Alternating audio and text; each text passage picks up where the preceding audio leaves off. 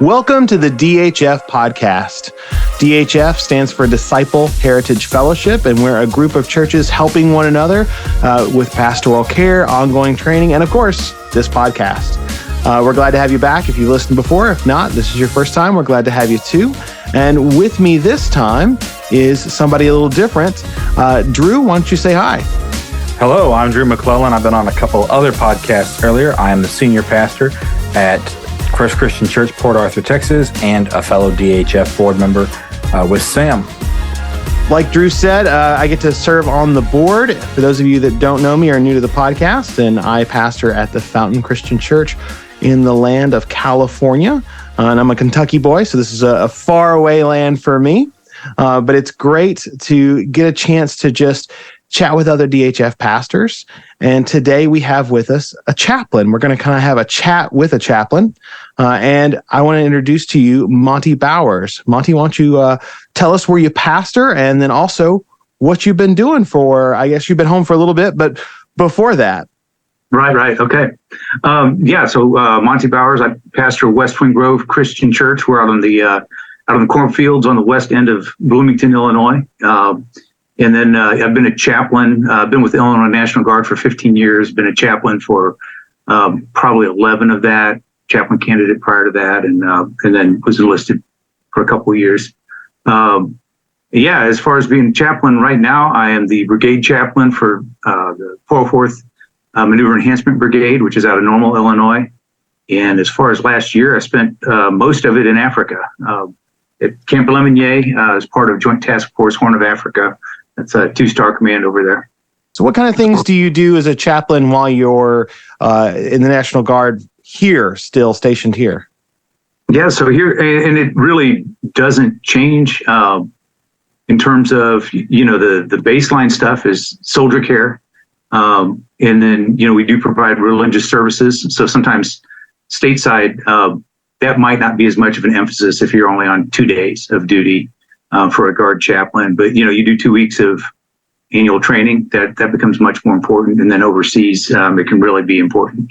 You might be the one lifeline. So a lot of soldier care, soldiers bring all kinds of issues with them. And then that part, and then as you get up in rank, and what I discovered overseas is you do a lot more of advisement for the command. And that can be on religious issues that impact mission. It can be internal stuff, or it can be external things that have to do with your environment where you're working. And then did a lot of engagement too with religious leaders in some of those countries where we operate. What does that look like as a local pastor? What's the impact there? What's the difference, sure. or does one feed into the other? Maybe that's the better way of asking. I think they do, but it's not always an easy fit. When I look at the Illinois chaplaincy, there are only a handful of us that are actively in pastorates. And part of it's because, drill weekends do fall on weekends. And you get 2 weeks out of the summer where you're going to be gone. And if you want to actually have a vacation too, and have a life or, maintain your spiritual health, there's other time that you got to take off. So that's one of the big impacts, but, you do get a lot of training on the chaplain side. I mean, it helped pay for my seminary. And then you do a lot of postgraduate training, including I'm a suicide intervention trainer, have been for quite a number of years. And that all came through the National Guard side. So sometimes there's a benefit that you bring to the church, but there's also that struggle as far as time and having to bring in other people. And you get deployed. That was a lot of time away where we had to have an interim and then pulpit supply throughout. So they do feed into each other. And I think if you've got church time too, that makes you a better chaplain. I think they work well together, but it can be difficult for the local church. I found, like I said, I did 10 years in the Navy, and I did a lot of human resource type stuff.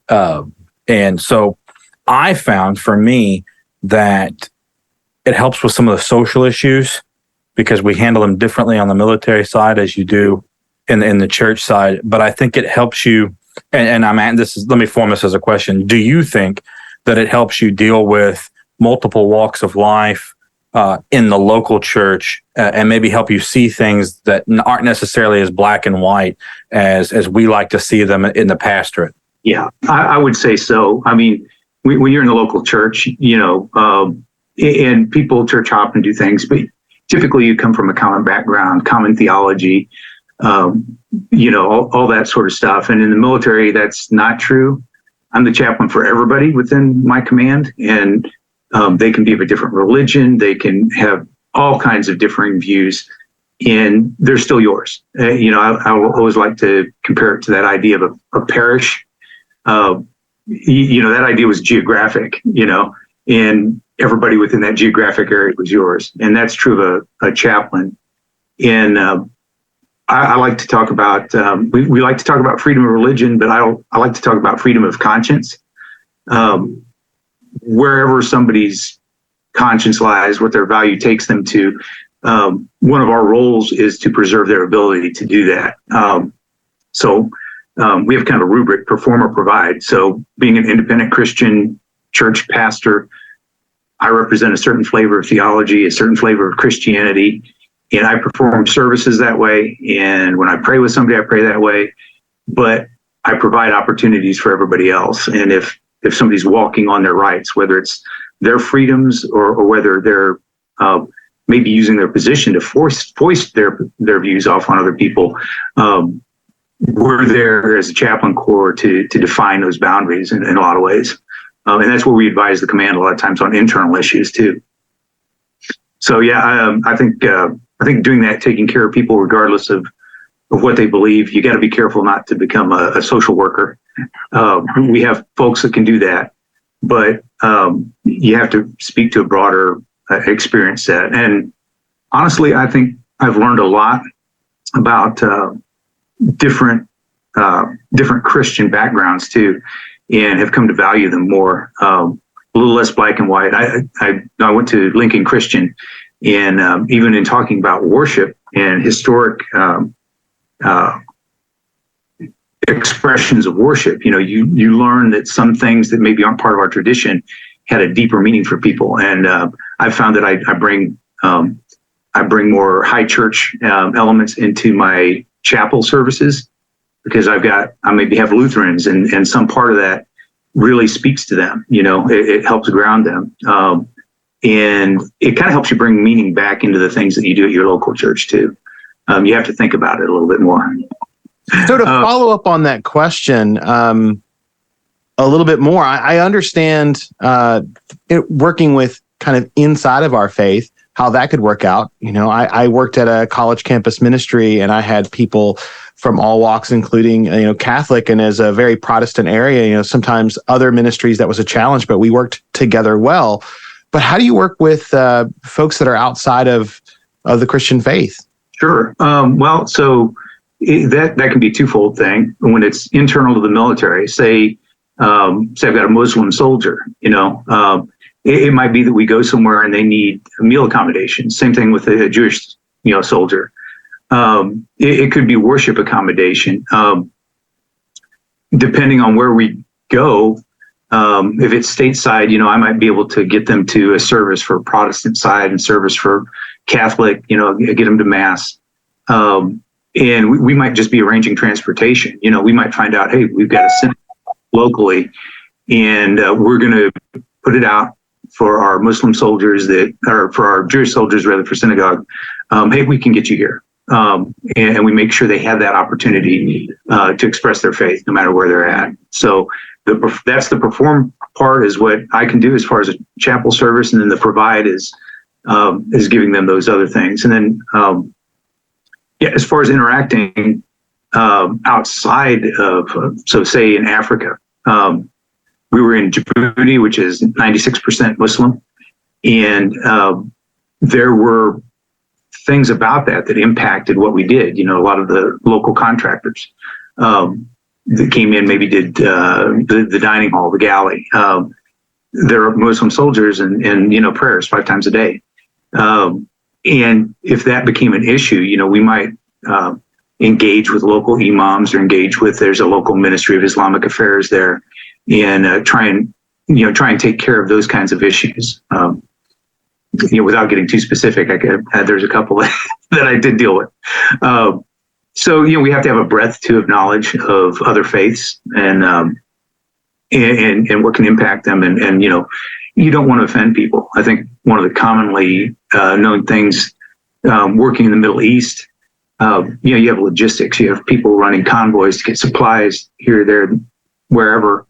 And one of the early things they learned is you don't drive a convoy through a village during prayer time. You just adjust your schedule accordingly.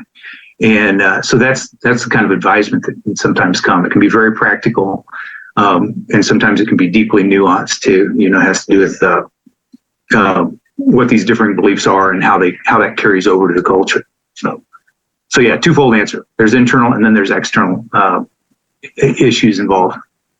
While you were in Djibouti, did you get a chance to interact with local Christians, maybe learn anything from them? We did. It was very interesting. And you have to be careful because you're there for a particular mission and, taxpayers' money. So it's not for me to go running around and seeing whatever I want to see. But we do care about the local population. We have a good relationship with them. So, one of the things we do is provide our soldiers an opportunity to get out and to express their faith. So one of the things that we participated in was something called Caritas, which is a Catholic charity. And it's expressed differently across the globe depending on the needs.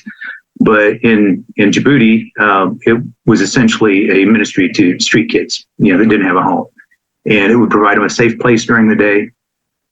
We would take people over there and just, there's kind of this inherent need and right to play for children. God imprinted that on all. It doesn't matter what culture you're born into. So we would get them over there and play basketball with them. There were other coalition allies that maybe would come in and do language lessons, things like that. And I think just that ability to express your love of mankind, no matter what the background is, in spite of language barriers and all kinds of things, is very instructive. And then I was able to engage with a local Protestant congregation. And in that case, I was more or less networking with non-government organizations doing charitable stuff over there. But to see people come from across, Northern Africa and various parts and engage in worship together, from that spoke to me quite a bit. We had people from Ghana, people from Yemen, people like myself from the United States. And that wasn't inherently part of the mission. It was just one of those extra experiences I got while trying to network with other folks doing good things overseas. Drew had asked about what lessons you were taking from chaplaincy and then kind of back into the local church.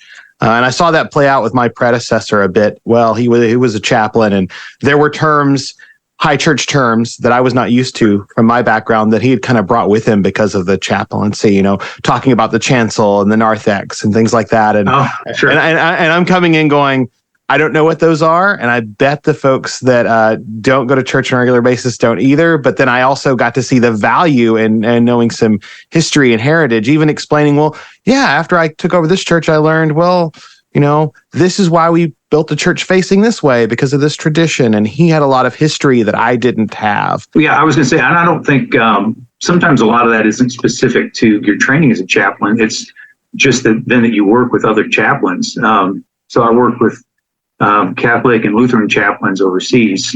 That's actually a Navy base. And then the command that I was part of, it's a senior Army command on post and the senior command overall. But Navy owned the base, so it was Navy chaplains that really owned the chapel. And so we had Lutheran, Catholic, and it was kind of fun to sit around as a group and just share. And you do learn a lot from that. Your comment sparked another thought, and I just lost it. But yeah, you do bring quite a bit back in, and a certain kind of respect for others' backgrounds. I basically conducted a Lutheran service while I was over there without being a Lutheran, in that the senior chaplain on post was going to be gone. He asked me to cover for him. and I wasn't going to change up their order of service or anything like that. A lot more readings than I'm used to. And it came to one line in a particular creed. I'm like, they all know it, they'll recite it. I won't say that particular line because, you just find your ways of accommodating. And you realize at the end of the day, you believe a lot of the core issues, the same things, you got each other's back. And iron does sharpen iron. If you want to argue about it around a table at some point in a good-natured manner, you can do that. If not, don't. Yeah, that definitely sounds like a practical learning experience. Yeah. Just because there's a difference in learning about someone else's, even in our own faith, traditions in a book versus learning about how it's practiced from a person who is practicing it. And I think it's very practical. But I was headed towards, how did your church adapt and cover while you're away? Where did you guys go for an interim? And how did your church know you were involved in this before you got hired there? I didn't do the mental math on the dates of how long you've been pastoring and how long you've been chaplain. Right. So I was a chaplain when I was hired, and I think people had different expectations of what that would be. And honestly, it didn't look like, deployment was anywhere on the horizon either. So that was a bigger challenge than any of us expected. As a matter of fact, I was not the original guy. The original guy got pulled for health reasons, and they transferred me over to the Maneuver Enhancement Brigade. So they did know ahead of time. And what was the first part of that question? I caught you with your microphone off, didn't I? You did, and drinking water. The first part was, how did you go about finding an interim for that long? Oh, sure. Yeah. So I actually called David Upchurch with Lincoln Christian University. I'm an alum, and I've known him for a bit. And actually, when a lot of the civil disturbance stuff was going on in Chicago, I ended up there. So he'd helped us find people for just any given Sunday. But we actually found somebody who had left small church ministry pretty much post-COVID. The church couldn't support him, and he had taken another job, to support his family, and he was able to do, pulpit supply for long term. Of course, what then happened is he got offered a really good job, an offer he couldn't refuse. So he actually took a pastorate about 2 months before he got back, and then DHF helped with that, as did David with Lincoln Christian, and they provided us with various speakers for about the last 2 months, I think, while I was gone. So yeah, we had some continuity, but not as much as you might hope. I know Rick would keep us up to date on the board in terms of praying for you, and I think he filled in for you a couple of times, maybe. He did, yes. He's filling in while I'm on vacation for one of those Sundays. So I guess the follow-on and final question, I don't know how much time we've got left, or we could keep talking all day if this was up to me. But so what can we do for you? And not just you, but other chaplains. DHF has the ability, we're recognized and can support chaplains. So if someone was interested in chaplaincy, what could we do to best prepare them for that and to support current chaplains, just from a local pastor standpoint? Right. Well, one of the things that I'm part of my ecclesiastical endorsement. That's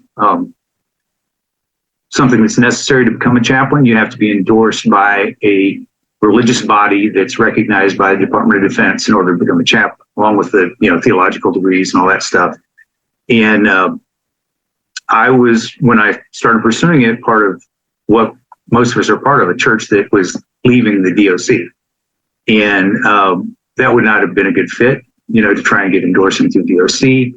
And that church happened to be led by Kevin Ray, who's one of the founders of DHF back when it was Disciple Renewal. And so DHF, if they endorse you for chaplaincy, they have standing with the NAE, National Association of Evangelicals, which has the larger endorsement that the DoD requires. So that was my path, actually, for ecclesiastical endorsement and getting into the chaplaincy, fulfilling the baseline obligations that take like 9 months to document and get you in the system and all that.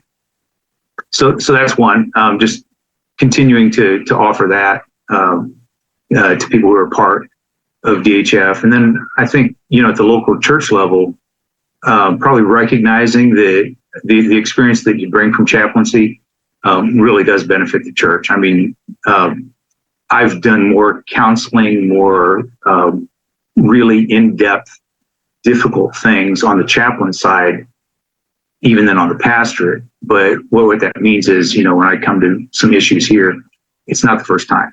And they benefit from that. There's a lot of teaching that we end up doing as chaplains. You do learn to do briefings and learn to do training and all those sorts of things. And so all those skill sets do come over to the church. So I think recognizing that, valuing it, and then accommodating the schedule when, sometimes the Army says go and you have to go. I found too, to be honest about it, on the guard side, they're very good about the fact that I am in a pastorate, and because my current unit is 20 minutes down the road, I'm able to leave on Sunday morning and be here for my church, and then just make up that time somewhere else. And that's a discussion you have to have with individual commanders and things like that. But I've always found that the Illinois Guard was very good about that too, and our leadership is very good about valuing what the pastorate then brings to the chaplaincy. That kind of sparks something I maybe should have started with. Sure. Why did you become a chaplain? Yeah, well, interestingly, there are benefits. Literally, TRICARE was one of them, which is the medical. Anybody who's in the military, they know what TRICARE is. And my youngest, there's 8-year difference between my middle child and my youngest child, which tells you that was not expected, and insurance was not going to cover it. So I was looking at TRICARE, and I'd done 2 years of seminary in Texas. And then when I moved to Illinois, my scholarships didn't follow. I just couldn't afford to finish. And so the education benefits. So those two things actually led me into the National Guard.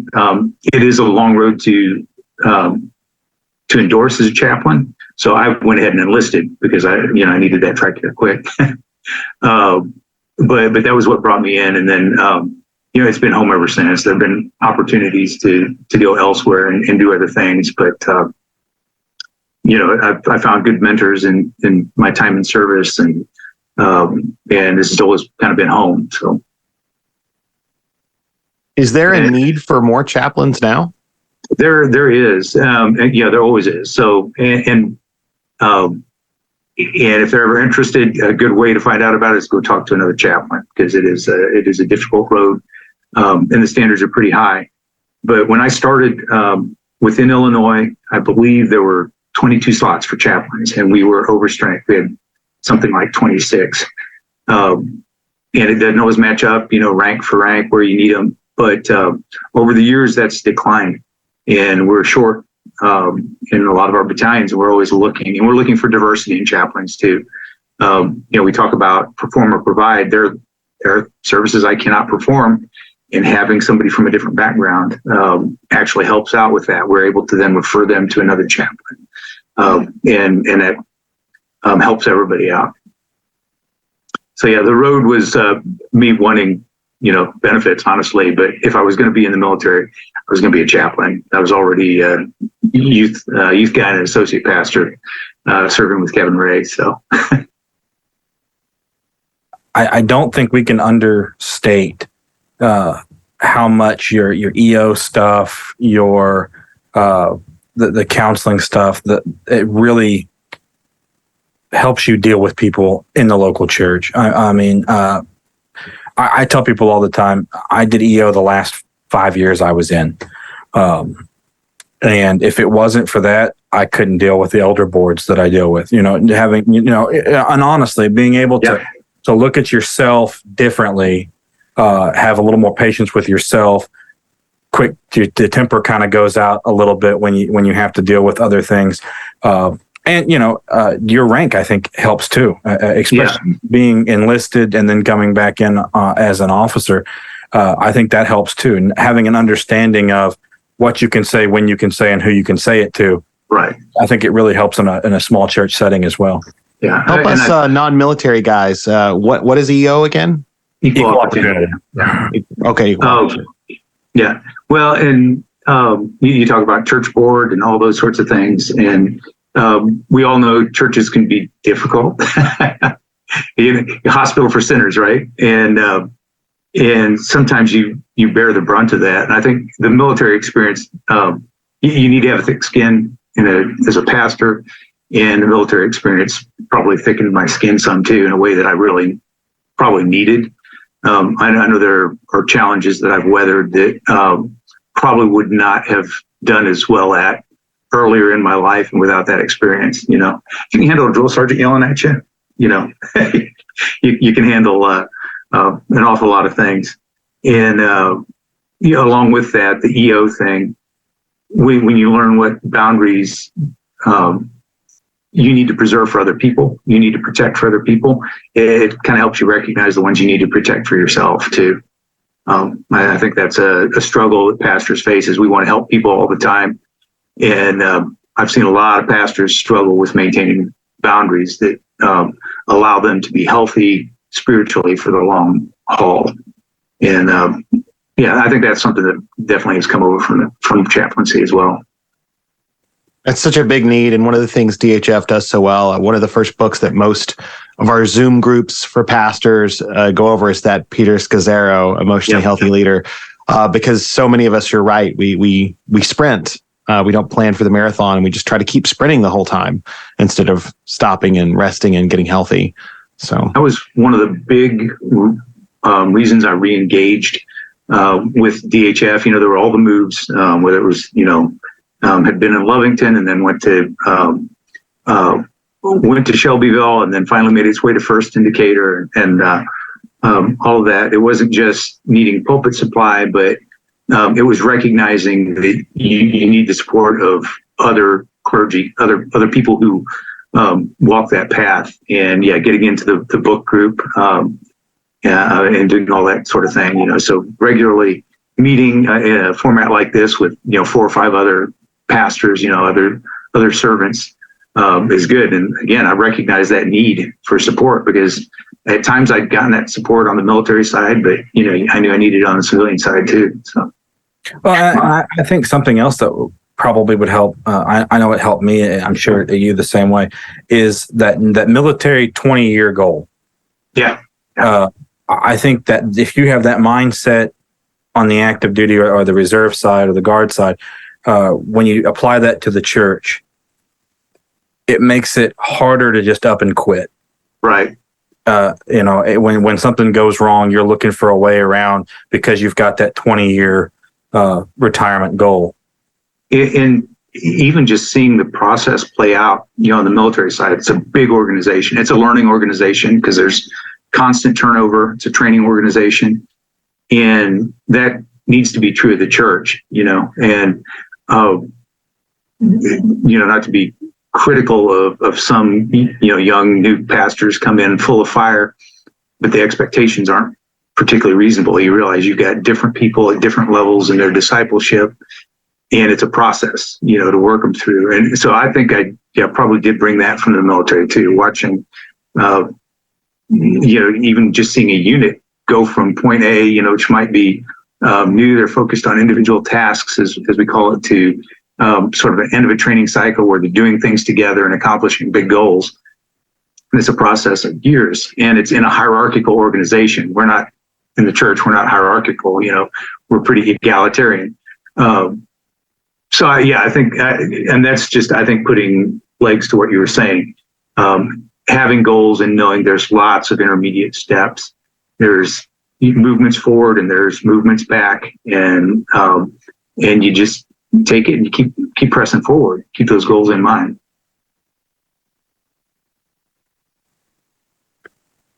Well, Monte, is there any other parting piece of wisdom you want to share, or I can close otherwise? I don't know. Let me look. I actually had some notes that I've not looked at all. I think probably one of the things too is just about chaplaincy that people don't know is we are 100% confidential resource, which I think is worth knowing. That might not be true in our individual churches. We're not, Catholic. It's not like confessional and those sorts of things. But, on the military side, we are, which kind of makes us a unique resource. And then I think the other thing too is I've gotten to do some cool stuff, whether it's hang out of the back of a Chinook, on the strap, or go to Poland and march across Poland with a whole bunch of other people doing a pilgrimage, or spending time in Djibouti, or even being up in the middle of Chicago during a lot of the civil unrest, and just seeing how that played out. There are opportunities to do things. Plus, you get to see things blow up sometimes, which is lots of fun. So I'll leave you with that as a parting gift. Yeah, I don't think we can top that. I'm a Kentucky hillbilly, and my fun was on the family farm with bonfires and all kinds of activities that we probably shouldn't discuss. Well, that's about the same speed. Yeah. I'm convinced that growing up is a myth. And so, going out and seeing them, set off, some C4 out in the middle of the woods at a training site's a lot of fun. Yeah, when we grew up, we just moved from silly putty to serious putty, huh? That's right. Well, it has been great talking with you, Monte. It has been great having you here, Drew, again. And then if you've been listening or if you've been watching, we appreciate whatever the appropriate interaction is, the like, the share, all those things, whatever the platform is. And we also would love for you to follow us and find out more about the ministry at discipleheritage.org. And hopefully we'll catch you on the next time wherever you get your podcasts.